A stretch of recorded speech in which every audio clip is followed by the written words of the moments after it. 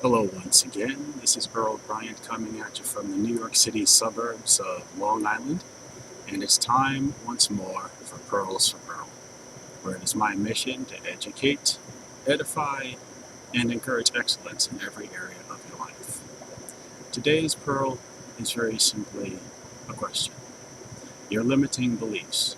What's really holding you back? Recently, I went to an event where our instructor asked us about our limiting beliefs, things that we believed were keeping us from having the success that we believed we wanted. And he quoted Tony Robbins, who said that the only thing that's holding you back is the story that you keep telling yourself and the lies that you believe about yourself. So we had a little exercise, and we were asked to write down what we believed were our most limiting beliefs, and I wrote down about 4 or 5 of them. So then he then asked this question: which one of those limiting beliefs stands out the most? Well, for me, that limiting belief was, the number one limiting belief for me was, I don't deserve it. Well, in the weeks since that event, I've had to dig a little bit deeper and ask myself a question. What do I mean when I say I don't deserve it? And what I realized was I was guilty of what a friend of mine recently called comparitis. I was comparing myself to other people and thinking, well, I don't deserve it as much as this person, or I don't deserve it as much as that person because they're better than me, and if they don't have the life that they believe is good for them or what works for them, then how could I possibly believe that I could have that life? So I let that hold me back for a lot of years. In fact, there were people that I'd known and met over the years who had limiting beliefs of their own, and in some way, unconsciously, without realizing it, I actually adopted a lot of their limiting beliefs because there were certain things that they said about themselves, that people that they couldn't be, people who couldn't realize their potential, things they couldn't do, things they couldn't have, and I unconsciously adopted those beliefs because I believed that everybody was better than me, and there was no way that I could do, be, or have whatever I wanted if they can't do it. And I was guilty of comparitis, and I was comparing myself to other people unfavorably. In fact, years ago I heard someone say that she told her children never to compare themselves to other people because the comparison is always unfair. You will always compare their strengths to your weaknesses, and I've been guilty of doing that too. So I had to do a little bit of soul searching, you could say. And I realized that I had to come up with what I call the 3 C's. And I'll explain them like this. The 3 C's are confront, challenge, and conquer. Now, part of the reason that I applied 3 C's was because of a book I read by Dr. Willie Jolly. He wrote 2 books that stood out to me. One was called It Only Takes a Minute to Change Your Life, and the other one was called A Setback is a Setup for a Comeback. And in those books, he went through a 4-step process regarding limiting beliefs, even though he didn't use that term. The 4 steps were these: face it, trace it, erase it, and replace it. So when I looked at my limiting beliefs, the first step for me was confront. That meant face it and trace it. Put it out in the open. There are people today who have saying, it sounded much better in my head. Well, there are a lot of ideas that I put in my head that I never actually put out in the open, put on paper, and looked at them and examined them to see if they actually had any worth, any merit, if there was any truth to them. So I finally started doing that. And I was asking myself, is it really true that I don't deserve this based on comparing myself to other people? Well, the answer, as it turned out, was no.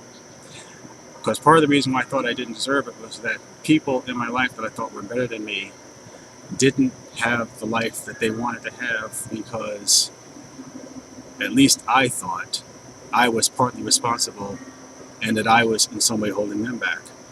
Well, there was a storm that hit this part of our country south of here recently, hurricane, if I'm not mistaken, where before the event came, people in the areas were given evacuation orders. First it was recommended, then it became mandatory. But even in the face of those evacuation orders, there were some people who chose to stay behind. And I thought about that relative to my situation and realized that there are some people who aren't living the life that they want to live, and it's not because somebody prevented them from doing it. It's because in a lot of cases they had opportunities to advance and to move forward, but they chose to stay behind.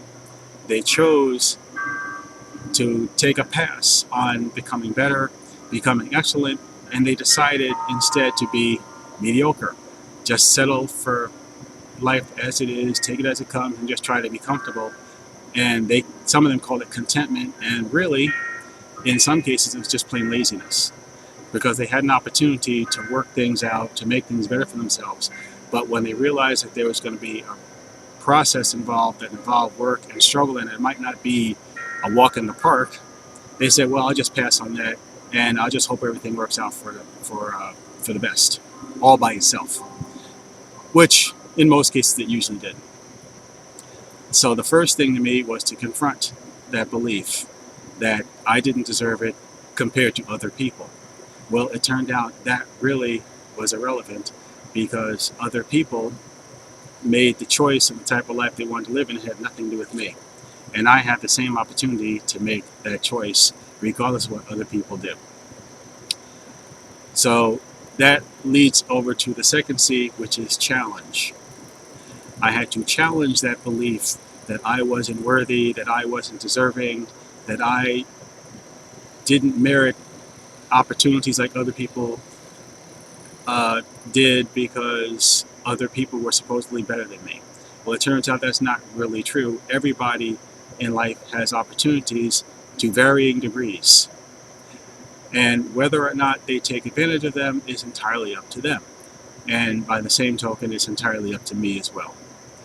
I can choose to seize an opportunity. I can choose to pass on an opportunity. It has nothing to do with anybody else.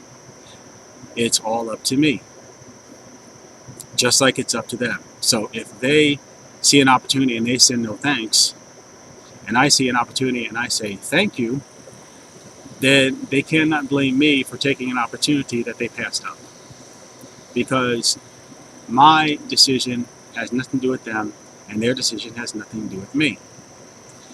And that leads over to the third C, which is conquer. Now, conquer is the most, I won't say difficult, but the most challenging, because you're butting up against the border or the outer limits of your comfort zone, and you have to break a barrier, so to speak.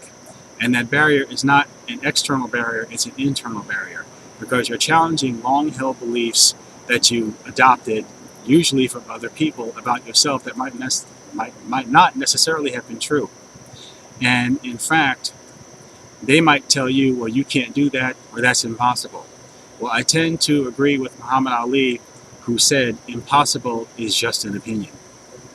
That's all that people were really putting on me, was just their opinions of what they believed I could do. And it was nothing more and nothing less. So I'm actually not challenging a standard or challenging a rule, so to speak. I was challenging someone's opinions. And I have come to realize in recent weeks and months, if not years, that these other people that I originally considered to be better than me are just as capable of being wrong about my potential, and just as capable of making mistakes. You see, they can not only judge me, but they can misjudge me. So when I challenge the comfort zone, when I break free of that comfort zone, I'm also breaking free of these long-held beliefs that I adopted that I really shouldn't have, because they just weren't true. So in my life, I have to confront these false beliefs. I have to challenge these false beliefs. And as I attack my comfort zone and break through the barriers, then I get to conquer them. Now, I invite you to do the same thing in your life. Find out what limiting beliefs that you have held, confront them, do like Willie Jolly said, face it, trace it, erase it, and replace it. Challenge them, and Although it may take some effort and it might not be a walk in the park, you can conquer them. That is today's Pearl from Earl. It is my hope that you got something out of this, that you got some value from it that you can use in your everyday life.